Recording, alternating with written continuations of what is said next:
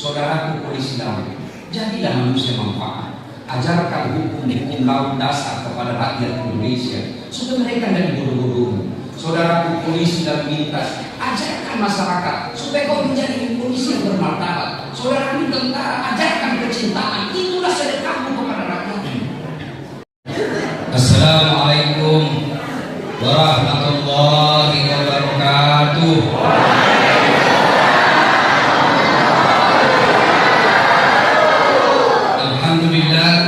Alhamdulillahirabbil alamin. Wa bihi nasta'inu ala umuri dunya waddin. Asyhadu an la ilaha illallah wa asyhadu anna Muhammadan abduhu wa rasuluh. Allahumma shalli ala sayyidina Muhammad wa ala alihi wa sahbihi ajma'in. Amma ba'd. Faqad qala Allah subhanahu wa ta'ala fi kitabil karim. Bismillahirrahmanirrahim. Ya ayyuhalladzina amanu udkhulu fis-silmi kaffatan wa la tattabi'u khutuwatis syaitan innahu lakum aduwwun mubin. Wahai orang-orang yang beriman, masuklah engkau ke dalam Islam secara sempurna, secara total. Jangan Islam pencitraan. Kalau mau pilkada, penampilanmu kayak ulama. Kalau dicoblos, penampilanmu kayak ustaz. Tapi begitu selesai dicoblos, hilang dari masjid. Ada begitu di Natuna? Ada? Kau salah kenapa begini? Ya? Islamlah secara benar. Dan janganlah engkau ikuti langkah-langkah setan, karena sesungguhnya setan itu musuh yang nyata bagi kalian. Musuh kalian bukan polisi. Adik-adik, jangan kamu musuhi polisi. Itu yang ada kita lihat 3 bulan terakhir ini film Rambo. Itu cuma satu di antara 470.000 polisi. Masih banyak polisi kita yang baik. Kita doakan pimpinan pucuk, pimpinan Polri memberikan jabatan dan kekuasaan polisi kepada polisi-polisi yang baik. Ibu-ibu, kalau hilang kompormu siapa kau cari? Bapak-bapak, kalau diperkosa anakmu siapa kau cari? Polisi kan? Nah, mobil macet saya ceramah, saya baca Yasin, mobil pun gak gerak. Tapi begitu datang polisi lalu lintas, jangan. Maka jangan musuhi polisi. Polisi juga jangan musuhi ulama. Karena kalau kau mati, siapa yang bungkus kau? Iya dong? Maka yang baik, polisi, tentara, lindungi ulama. Ulama, doakan polisi menjadi polisi yang baik, bersinergi menjaga ulama. Dan setan banyak ternyata di tempat ini. Setannya bukan pocong. Apa? Handphone. Kalau sudah ceramah masih sudah. Ibu-ibu yang pegang handphone, saya doakan suamimu kawin lagi.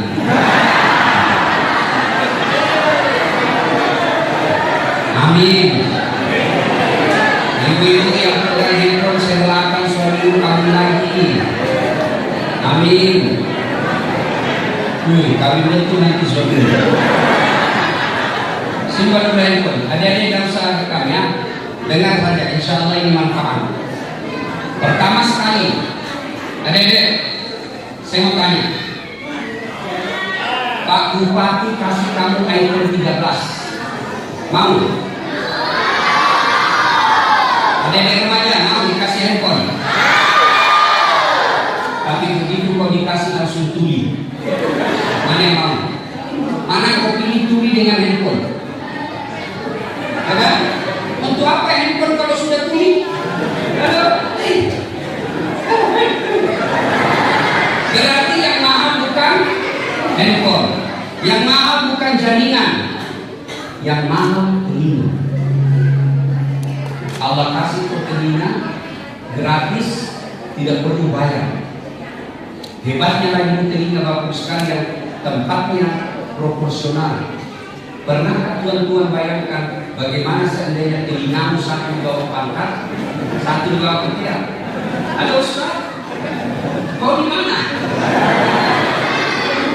Lihat kan? Ya.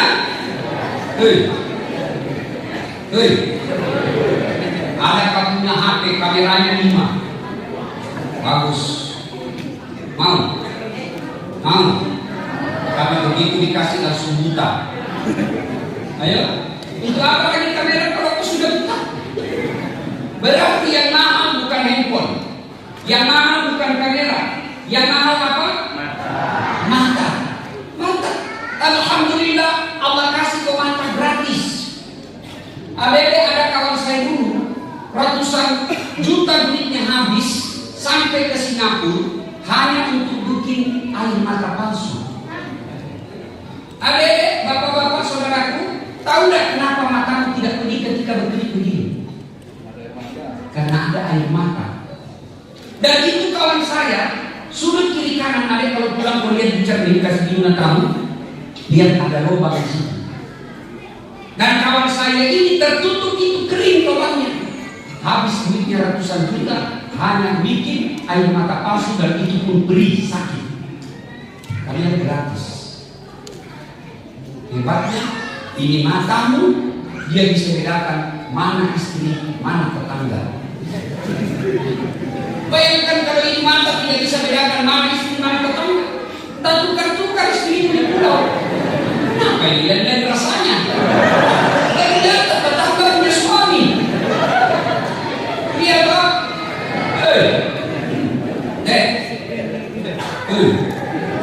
Tahu gigi? Itu gigi kalau ditanam satu yang asli bukan yang dibuka-buka ya. Gigi palsu tapi yang ditanam. Anda tahu berapa satu gigi? 22 juta satu biji. Allah kasih kau gratis 32 dan 2 kali gigi. Gak perlu kau bayar. Dan hebatnya lagi gigimu sejak kecil sampai sekarang dibatasi tumbuhnya, dibatasi panjangnya. Bayangkan kalau gigimu ini tumbuh seperti rambut, gondrong semua lumpuh. Saya yakin Pak Bupati tidak terdiri kalau mulutnya gondrong ini. Iya toh? Ya. Biar bagaimana putihnya wajahnya Pak Wakil, Pak Sekda, halus mulutnya, halus pipinya, halus kulitnya, tapi giginya lebih nggak cakep lagi kau bos. Allah Akbar. Adik-adik, tahu Lionel Messi? Tahu Ronaldo, Muhammad Salah? Itu nilai keras gajinya triliunan uang Indonesia 1 bulan. 1 bulan bisa menghidupi Pulau Natuna 2 tahun. Gajinya Messi. Apakah karena hebat Messi? Tidak. Kenapa dia bisa hebat begitu? Karena Allah kasih kaki lututnya bisa bengkok. Mana bisa Messi main bola kalau lututnya tidak bisa bengkok?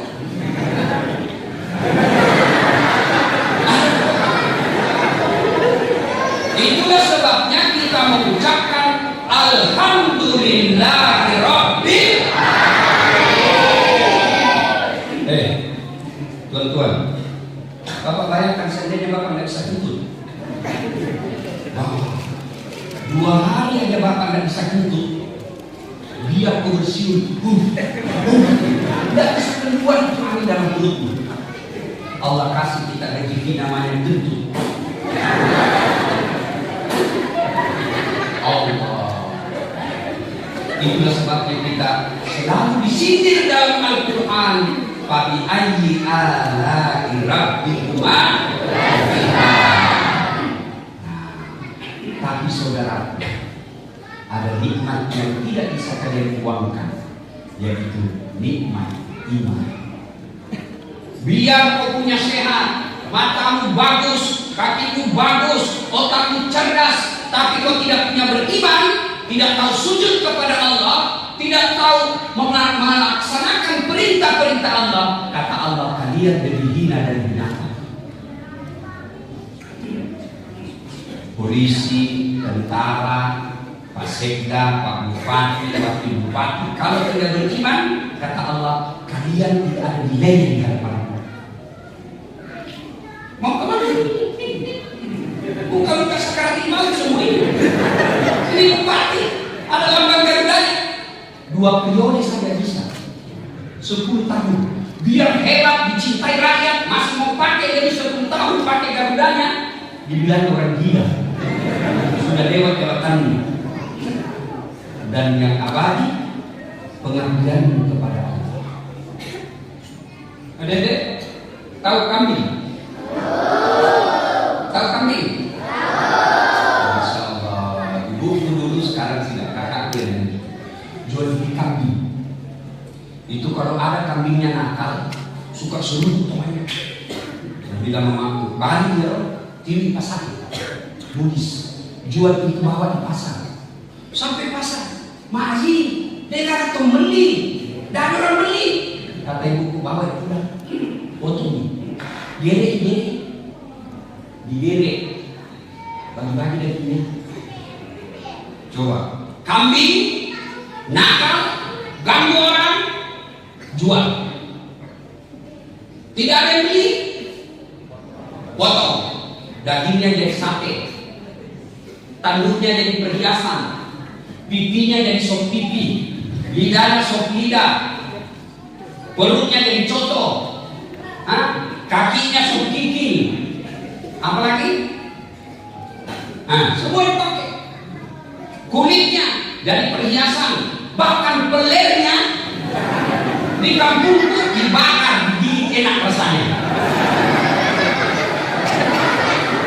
Pernah makan peler kambing itu? Coba aku bakar, enak. Bapak-bapak yang dengan sahabat, kau makan itu peler kambing, katanya itu kuat.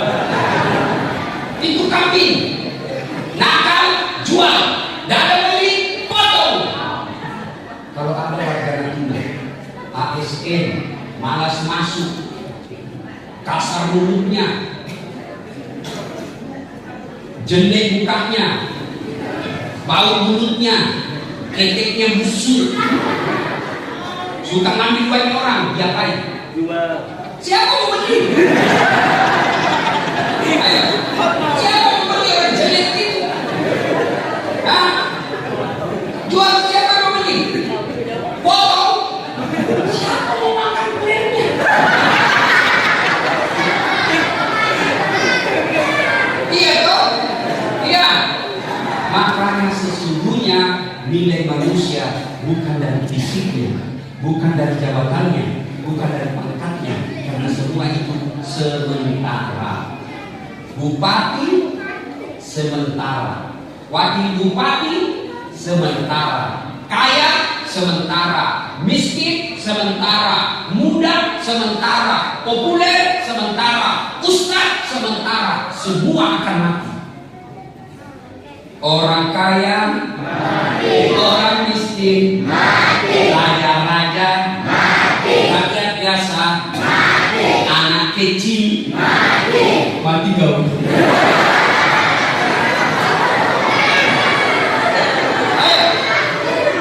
Berarti yang perlu kita syukuri kalau kalian punya iman.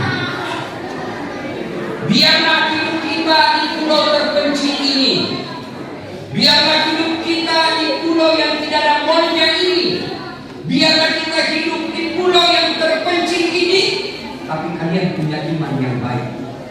Kalian akan menjadi awal masuk surga daripada menteri perampok, menteri tukang tipu, pejabat tukang tipu. Nanti dia mukanya hancur, kalian masuk surga dengan tersium.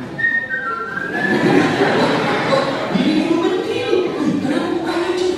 Kasihan dia, bolu.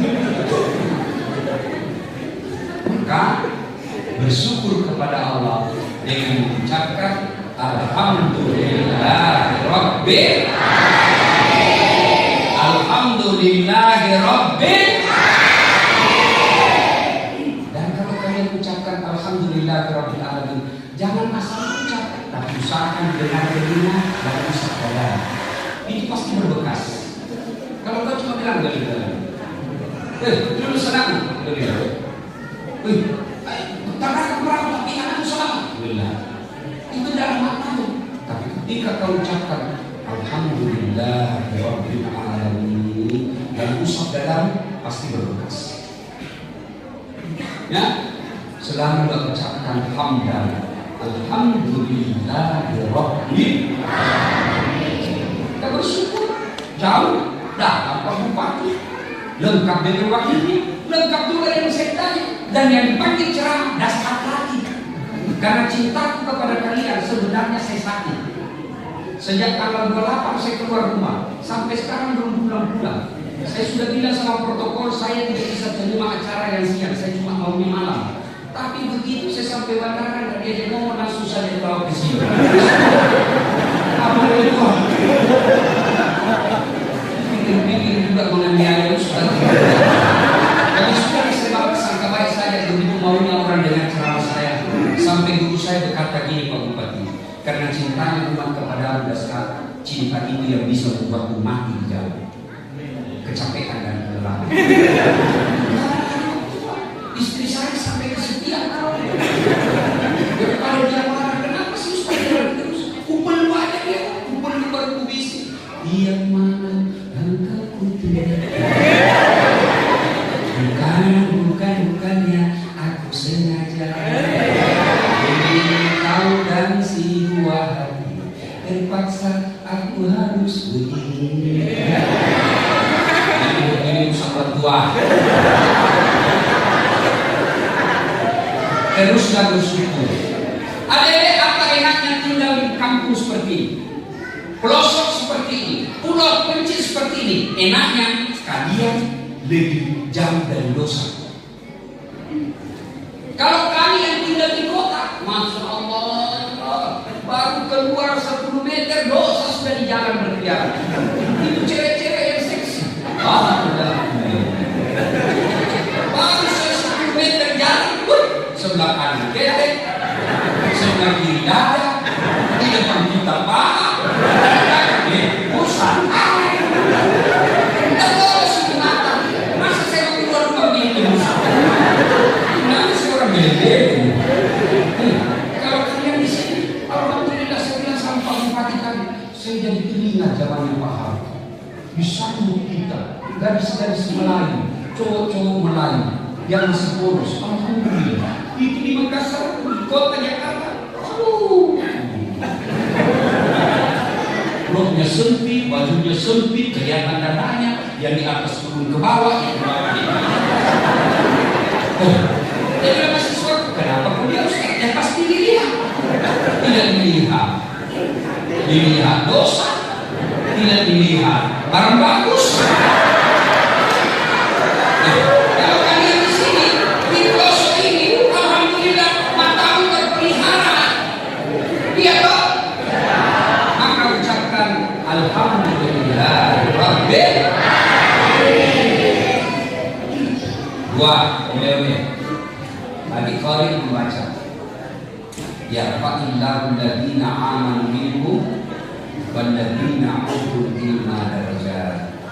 Allah mengangkat beberapa derajat di antara kalian, orang yang beriman dan berilmu pengetahuan. Adik-adik tahu masyarakat jahiliyah? Tahu masyarakat jahiliyah? Jahiliyah zaman sebelum Nabi lahir. Zaman jahiliyah itu, di zamannya sebelum Nabi lahir, itu perempuan boleh tukar-tukar. Misalnya tetangganya judi. Oke, apa taruhannya? Istri itu cantik, saya pakai istri muda 1 bulan.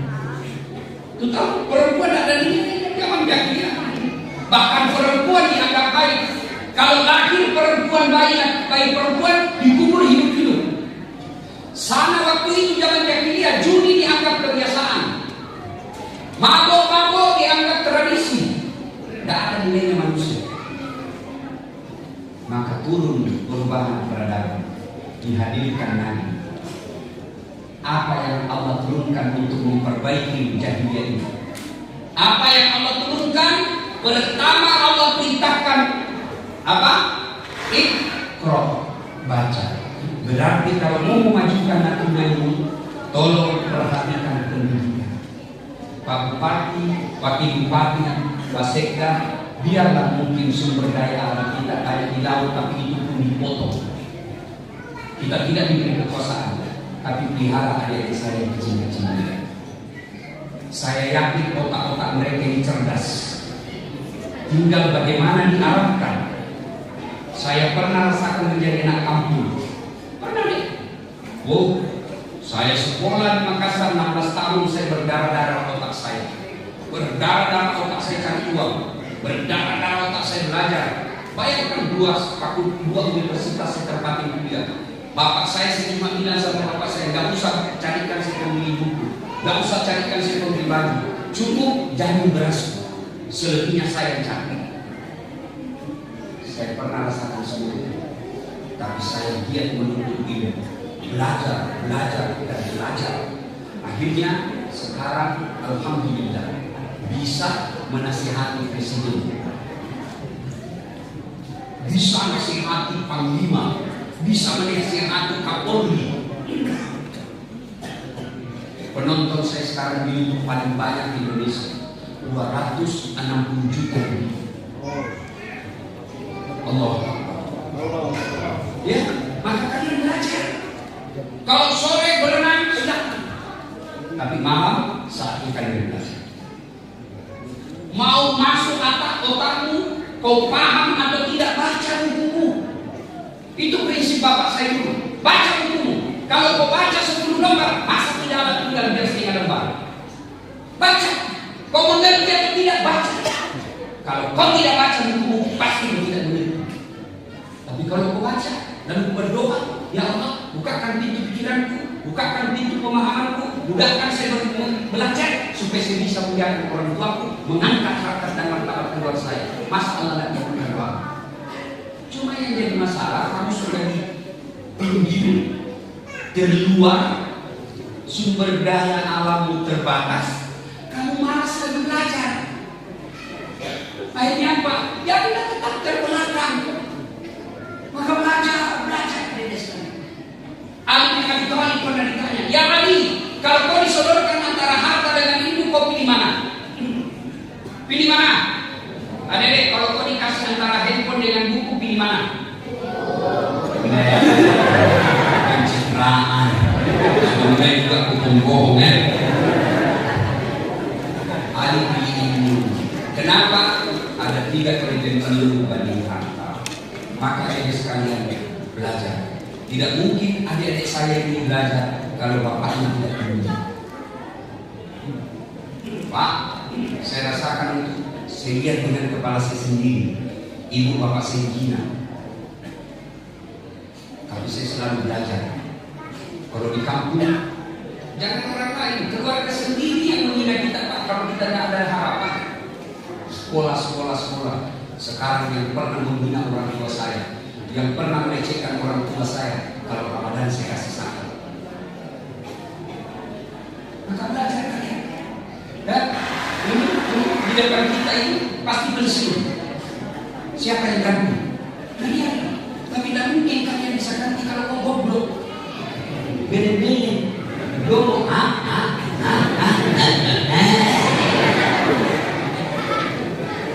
Ya, belajar. 3.